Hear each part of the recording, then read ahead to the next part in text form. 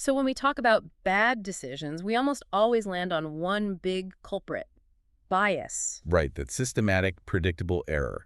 Everyone getting it wrong in the same way. Exactly. But the sources we've gathered today, they point to this quieter, almost invisible enemy, one that might be doing even more damage. Okay, let's unpack this. Our mission today is to really get a handle on noise, this unwanted, unpredictable messiness in our judgment. And that's the word right there, unpredictability. It's all about variability. Noise isn't a consistent mistake. So it's not a pattern. Not a group pattern, no. Yeah. It's inconsistency. Yeah. Imagine two expert judges looking at the exact same case, same facts, same everything, and they come back with wildly different sentences. That's noise. Okay, so let's draw a really clear line between the two: bias versus noise. Think of a shooting target. Bias is when all your shots are clustered together, but they're off-center. Maybe they're all in the top left. Predictably wrong. Precisely.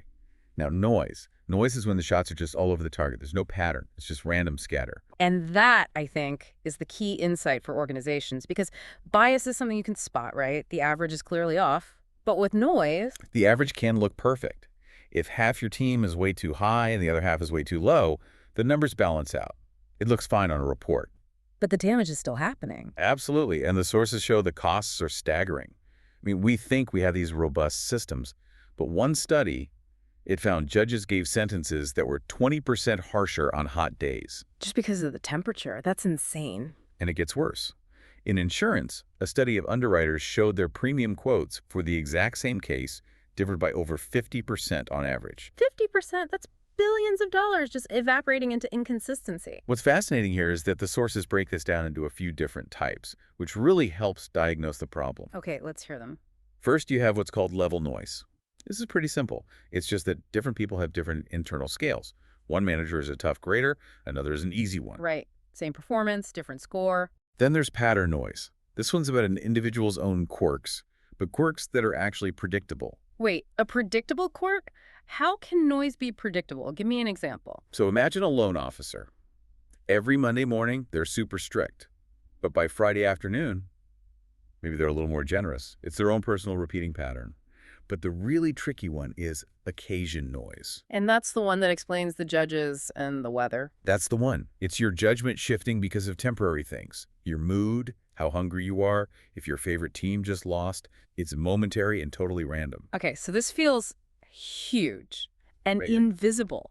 How on earth do you even start to fix it? The sources mentioned something called a noise audit and then decision hygiene. Hygiene is the perfect word. It's about prevention. Creating clean habits for thinking. The main idea is to introduce structure where human intuition tends to get messy. Breaking things down. Exactly. You break a big, complex judgment call like hiring someone into smaller, independent pieces. So instead of just a gut feeling about a candidate, you use a scorecard with clearly defined criteria. But doesn't that remove the human element we value? It doesn't remove it, it manages it. Yeah. You force yourself to score each criterion like experience, skills, culture fit separately and before you form an overall opinion. So you stop one shiny aspect from creating a halo over everything else. You got it.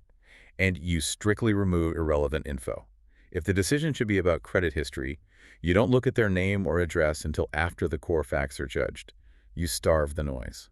The big lesson here seems to be that we are all naturally noisy. Our moods, our biases, our context, it all leaks in. But simple, structured systems can fence a lot of that out. It's all about consistency. So if consistency is key in your job, and for most of us it is, here's a thought to take with you.